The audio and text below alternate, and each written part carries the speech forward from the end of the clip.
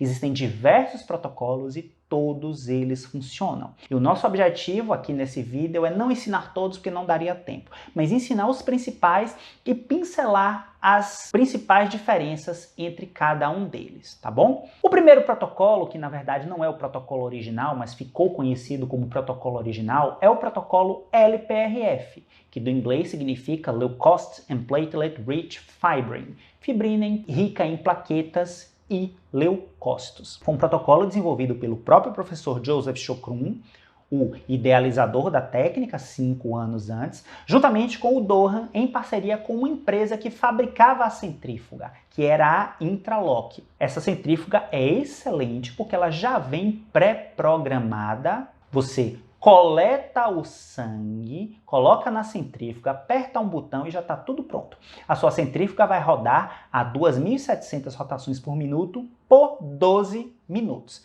E a partir daí, você vai ter o seu LPRF prontinho para usar, não precisa esquentar com nada. E durante muito tempo, acreditou-se que só a centrífuga da Intralock funcionava, só o protocolo LPRF funcionava porque era o original, porque era o do Chocron, porque a Intralock foi a primeira, porque era a única que tinha estudos, etc, etc. Até que o próprio Chocron resolveu firmar uma parceria com uma outra empresa, melhorar o seu protocolo, diminuir a força G de 400G para 200G. E se você não sabe o que é força G, volta lá no nosso material preparatório, a gente tem um vídeo explicando isso com detalhes.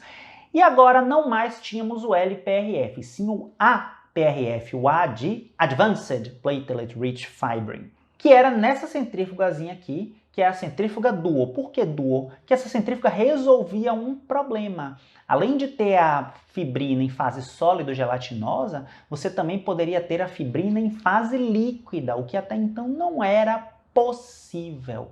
Então, essa centrífuga também tinha a proposta de nos trazer o IPRF, o I de Injectable Platelet Rich Fibrin.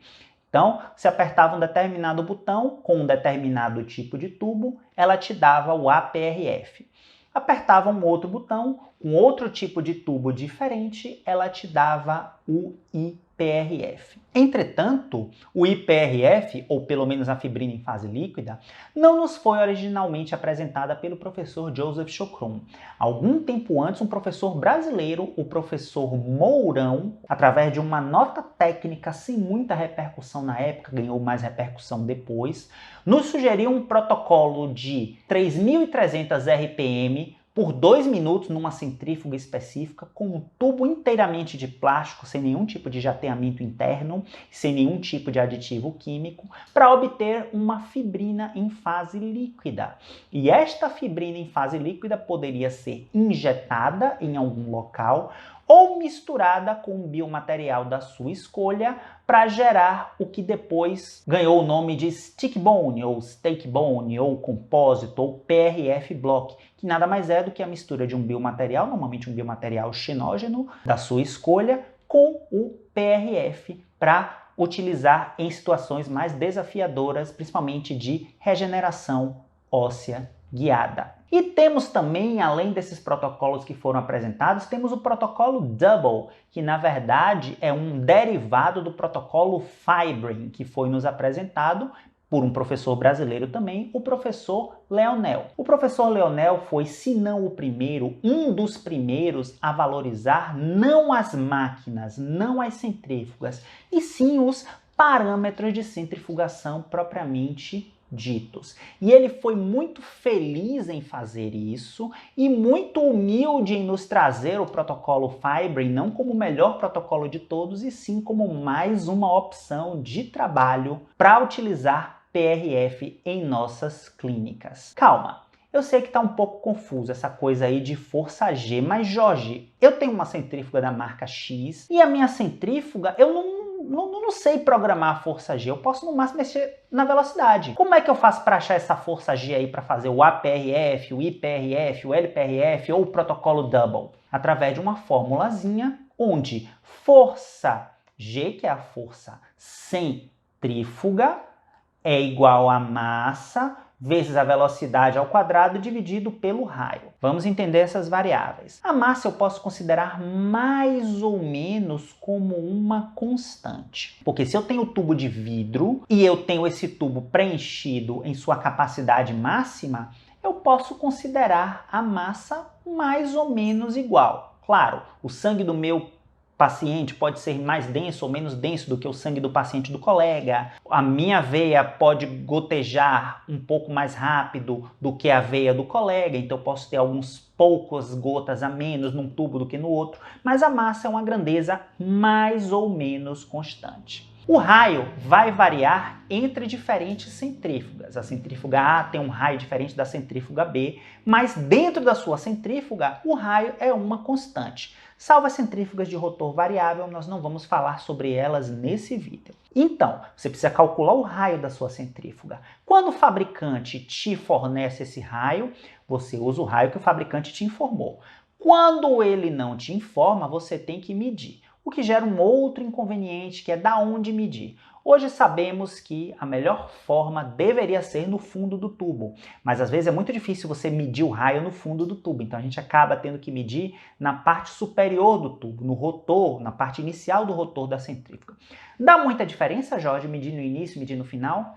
Depende, é trigonometria. Se a angulação do tubo dentro da centrífuga for muito alta, vai dar diferente. Aqui está o centro do rotor, né? O raio aqui é muito diferente do raio aqui.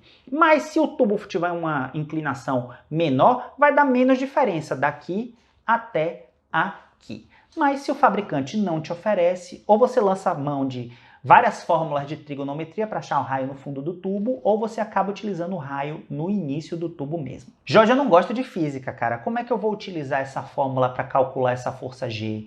Não tem um jeito mais fácil, não?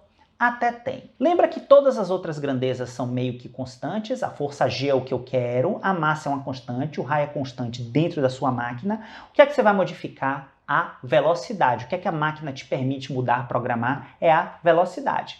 Então, o professor Mourão também nos deixou esse site muito prático, onde você pode colocar a força G que eu quero, ou pode colocar o raio da centrífuga que você tem e ela te dá a força G.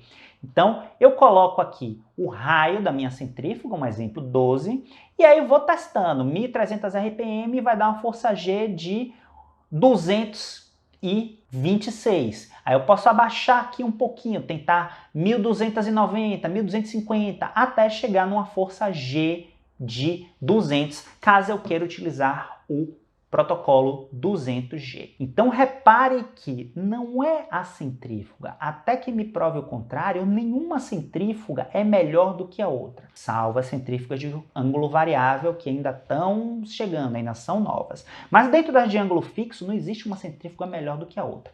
Todas as centrífugas são boas, desde que você saiba programá-la adequadamente. E agora, com esse site, você já sabe. Vou interromper a aula rapidinho para dar dois recados. Primeiro, se você está gostando desse vídeo, não se esqueça de deixar o seu like, se inscrever no canal e ativar o sininho para você ser notificado sempre que nós postarmos novo conteúdo. E segundo, se esse vídeo está fazendo sentido para você, se esse vídeo está te agregando de alguma coisa, no primeiro link da descrição tem um link para um outro vídeo que esse não está público, você só consegue acessar através desse link, onde eu tenho mais informações complementares para você que deseja continuar trabalhando com agregados sanguíneos com excelência. Clica lá e dá uma conferida.